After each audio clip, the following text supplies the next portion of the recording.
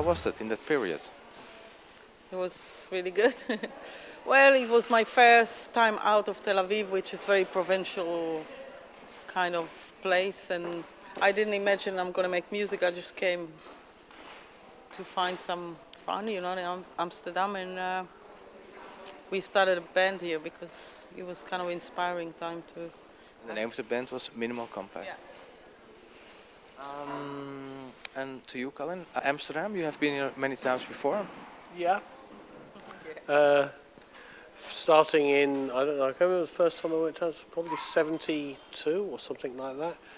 Came with college. We went to the we went to Den Haag, to the Githead Museum. I think it's in Den Haag with all the Mondrian. What year is that?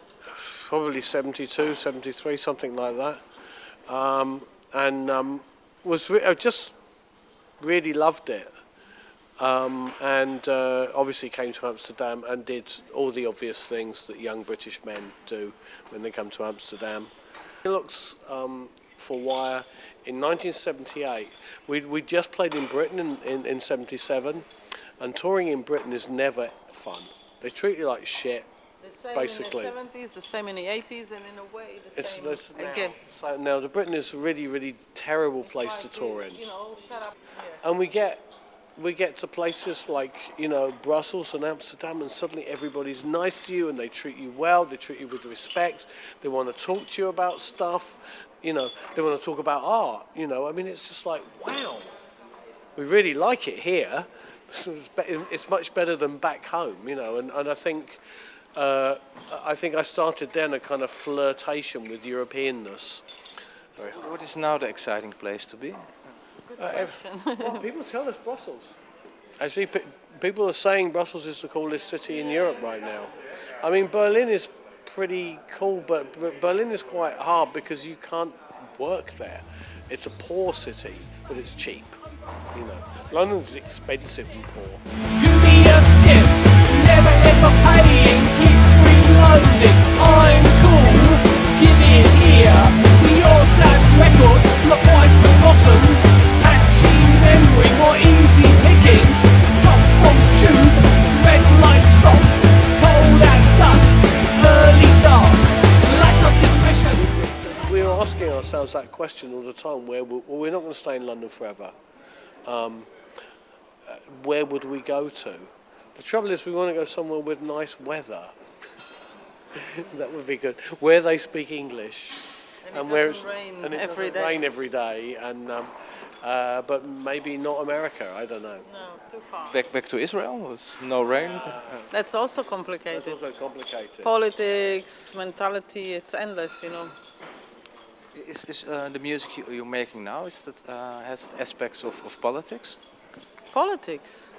Not in a direct kind of way. I mean, we have lots of opinions about lots of stuff, but there's no political statement in the music, not really.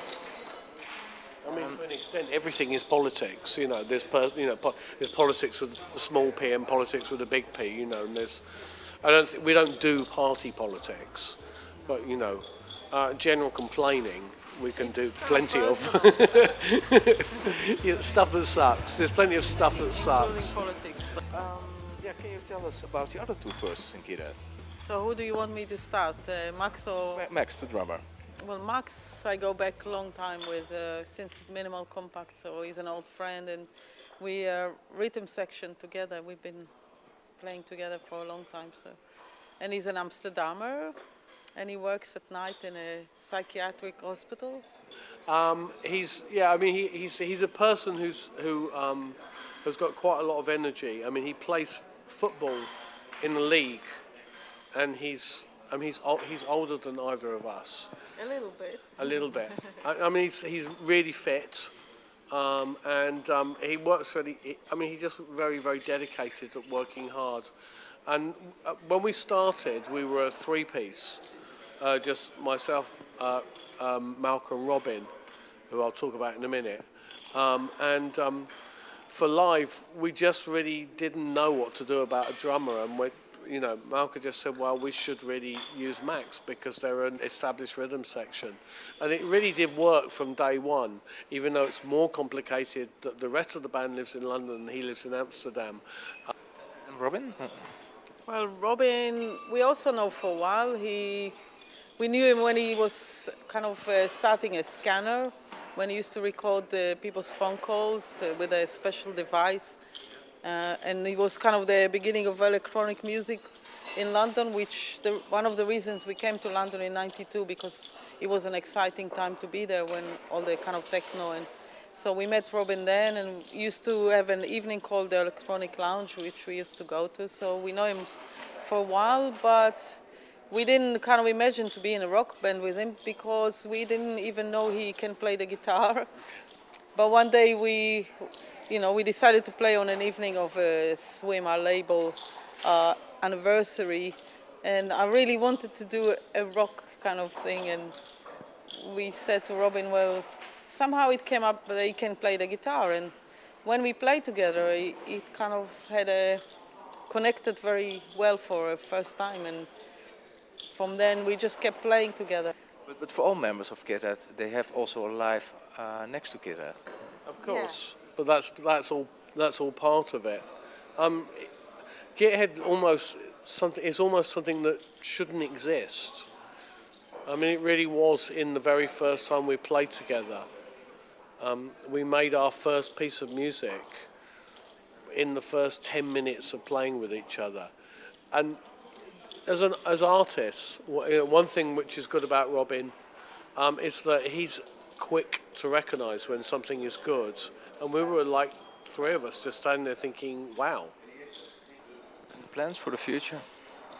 Well, we have a new album out, Landing, and just do a bigger tour in February.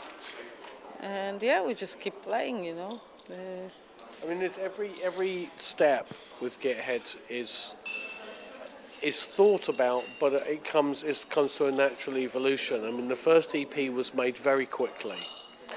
And then we just put it out. We didn't really know if anyone would like it or what would happen. And because it's such a peculiar and stupid name, when we first started the band, you could Google Githead and all of the results were about the band. Because there is really there's like you'll find the occasional thing where somebody it's someone's slang term or something. But what does it mean? What's that? What does it mean? That means just British, stupid person. It's very British. It's like, how do you translate muffketel? Muffketel. How do you translate muffketel? Go on, translate muffketel. I mean, besides mad kettle, you're such a mad kettle, I mean, this sounds ridiculous. Git is like an idiot kind of person somehow, but not quite. It's a very particular idiot, but I wouldn't be able to... It's not a clever name. It's a very, very stupid name. It's kind of on purpose stupid. It's on purpose stupid because of who's in it. So I'll tell you what the governing factor is. This is like another Eno thing. Somebody wrote years ago a book called Brian Eno and the Vertical Colour of Sound. You just would not want to have a book written about you with a title like that. That's just the world's most pretentious title. So, what would we call ourselves? Evolving Green or something. Something that's not pretentious enough. I mean, it's just like, it's got the bloke from Wire and Scanner is it? So it must be like really, really, like all arty and intellectual. I just thought, well, let's think of the most stupid name. It's not a big media thing. People, I think there have been moments when people have been interested in it, but people are interested. A lot of media people are interested in Githead for all the wrong reasons. Because what are the wrong reasons? The wrong reasons is they think it's a concept, and they think it's all about who's in it, and not about what it does. And for us, it's about what it does. You see the world, all of the individuals of the world are incomplete. We are all incomplete. We're all just a little part of the story of humanity. So when you put different people in different combinations, you make a slightly bigger picture with those people, and you make the picture that those people make, and if you take other people, you make a different picture. And some of the people can be the same, but it's still a different picture because other people are different. It sounds almost moronically stupid, but that is really how it is, you know. I think that's the excitement of collaboration. It's great working with other people. It's a lot of fun. It's interesting to do not one thing, but more than one thing, you know. So, you know, you can have excitement in creating with different people. I understand. Thank you very much.